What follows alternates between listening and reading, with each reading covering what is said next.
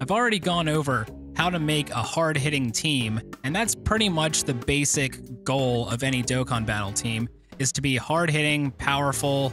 You want to do as much damage as quickly as possible, and that should just about do it. But what if you don't have all of the most hard-hitting units in the game?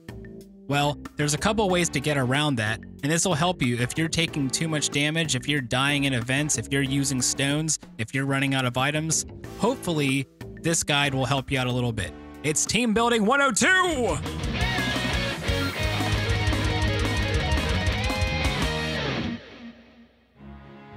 Hello, Dragonballers. It's Dokkan Taro, and I apologize. I got a little carried away. I got a little excited. A lot of people have been asking about this, and I've been waiting to get to it, but, you know, I guess I should have put a disclaimer in there saying that, you know, this is only going to be, you know, part one of the video, and there's going to be something else later on down the road. So here I have what is considered the optimal strength team on Global, and I showed you guys how to build that. Card is up there. If it's not, I'm sorry. Sometimes I forget. Anyhow, so we're going to go over a couple other teams. Now, this team has absolutely no support, and the reason that I do that is because when you have a 50% leader skill boost, you're not really benefiting as much from the support units as you do with 120%. So if you're running heroes or villains, a lot of times you can get away with just throwing every hard-hitting unit on there that you possibly can. Now, I've got some other hybrid 120 leads since I don't have Cooler, and since I don't have Super Saiyan 4 Vegeta. Yeah, that guy. This one's really self-explanatory. It's built very similarly to the strength team, but this one's a little bit different. So the first thing is using a leader that doesn't give you any ki. So this team doesn't have a whole lot of trouble with Omega and with Sin because they link up really well with each other, and if they keep on a rotation, they'll be pretty much fine. And then I've got Cooler and Frieza, the friend Cooler, of course, coming in the next rotation. Goku Black gives 3 ki, and his leader skill gives 100%, so you're almost doing as much damage as you would with 2 Coolers. So that helps out a lot, but instead of running Broly, which I do have, but instead of running Broly, what I'm doing is I'm running this Goten here. No, we're not trying to replace you. I'm running this Goten because he gives extra ki. So that helps, you know, solve that little issue.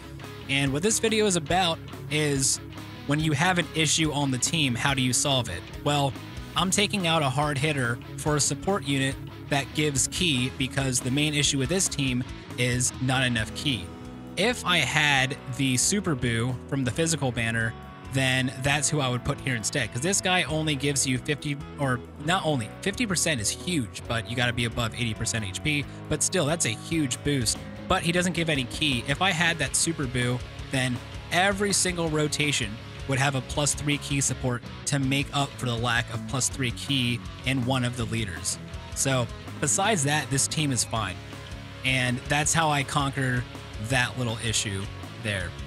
By the way, as a side note, Broly wasn't super attacking on this team a whole lot with Black as the leader, so that's one of the reasons I didn't feel too bad letting him go. Now let's come over here. Here's a hyper offensive team, but it didn't always used to be that way for me. So let's actually go in here and edit, and I'm going to show you what I used to have. So let's go into just tech, just super tech, right? Did I use any extreme types? Don't think I did. Let's organize by attack. So there was a point when I had Gotenks, but we're not even going to go that far. Here's a free unit that you can get. Obviously, you can run the Bulma, but at this time, I didn't even have that Bulma. So here's who I ran as a leader, and I picked up Gotenks' friends. He gives you +3 ki and 20% stat boost to tech type. That's really low, but having the Gotenks in really helped out a lot. I was able to blow through Kaioken Goku absolutely no issues. I had to heal a couple of times here and there, but I was taking a lot of damage. So there's a couple ways around that. Now, as far as other free-to-play units, by this point, I assume you have LR Goku. I assume he's maxed out. I assume he's at Super Attack 20. If not, I don't know, man. I don't know what to do for you. I really don't. So those are my two units. If you do have this Bardock, that's perfect for this. But in this case, the main thing that Bardock was doing is he was sealing super attack. So I would have Bardock come out on a rotation with LR Goku. Now, if you don't have Bardock, he doesn't link as well, but you can run Jackie Chun, who is also a sealer, and he's a pretty decent support unit. That helps out a little bit. And I ran this Pycon. And the reason I ran Pycon is because he greatly lowered attack. I had Pycon on a main rotation. Here's what I had to do to just get through, is I put Pycon on a main rotation. A lot of times with Jackie Chun, if you've got Bardock, then putting him with LR Goku is great, and then having Pycon on the other rotation is really good. So every 2 turns, you are greatly lowering the enemy's attack, and you're sealing them. That takes care of super attacks. And after you get enough attack debuffs in, you start to really decrease the amount of damage that they're doing, to the point where they're almost doing nothing to you. Now, the other units that I ran, I'm going to go ahead and put Bardock back in there just because this is legitimately what I ran for a long time. I've had this card. This is my, if not first, one of my first SSRs. He wasn't this madly, duped out, but I actually had him on the main rotation with Pycon.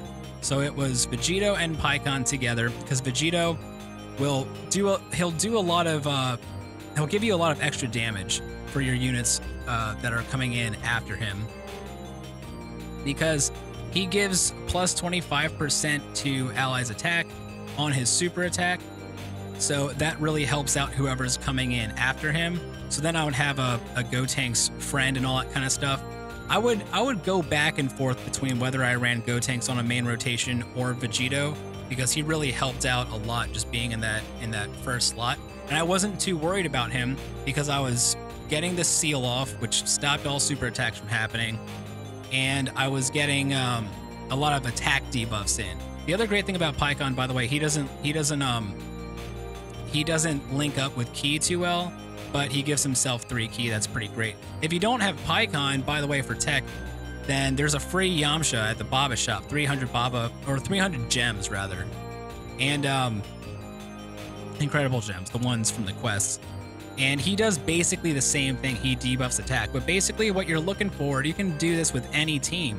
You've got your leader, even if it's a really cheap leader or not the best leader, as long as the friend is the right leader, then you should be decently all right. You get a sealer in there. Now, for a lot of events coming up in the future, you won't be able to seal, but that's something that we'll have to figure out shortly after. Maybe you bring another guy that greatly lowers attack, but greatly lowering attack and sealing is going to help you out so much. I cannot stress enough how much this helps out an underpowered team. Now, the other unit that I chose to run, sometimes I would run another Jackie Chun just to make sure that I almost always had the seal going on. That's an option. What does he do? Lowers defense? Yeah, I wouldn't run anything like that because defense really doesn't matter. It just doesn't do very much. I believe this Xenotrunks is a support unit. No, he's not. He doesn't even do anything. That's why I've been ignoring him. I ran this guy right here.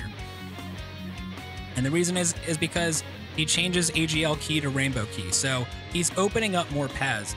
Units that change a certain type of Ki to Rainbow are really, really good as far as Ki changers, as far as orb changers go. Orb changers aren't very good in general, but if you're running an orb changer, that's the way you want to go. That's what I'm saying. I'm not trying to vouch for orb changers as top tier units. Sometimes they are, it depends. Weirus is fantastic, but that's a topic for another video. And the cool thing about opening up rainbow orbs is that it can open up tons of paths all over the place. And you're already starting off with 6 Ki on all of your units, so all you really need is 6 more Ki, and opening up rainbow orbs can really help just make paths for you for all of your units. So that was what I did. This was my tech team for a pretty good while until I actually finally got Gotenks, and it worked out just fine. Once again, you could sub out this Pycon for Yamcha. You can sub out this Bardock for Jackie Chun. If you don't have him, if you have another support unit of some sort at all, hell, you could run. This is a free unit that, you know, just kind of showed up. She's really tanky. Oh yeah, that's the other thing I need to talk about is tanks. You can also run units that great chance to reduce damage. You want it to actually say damage reduced as opposed to great chance. You want it to just plain reduce damage. But either way, having a nice tank on there, and Bulma, she's got lots of dodge that you can get for free. If you didn't get her, I'm sorry. Probably should have done that. So having a tank, having a attack debuffer, it's got to say greatly. Don't just do lowers attack. It doesn't do enough. You're not going to get the attack down fast enough. Greatly lowering attack, and then sealing the super attack. Also, the other thing about Jackie Chun is he's a support unit, plus 25%. That's not a whole hell of a lot when you only have a total of 90% boost in your leader skills between the two Gotenks, but it does help out a great deal in general. But he's mostly there for sealing.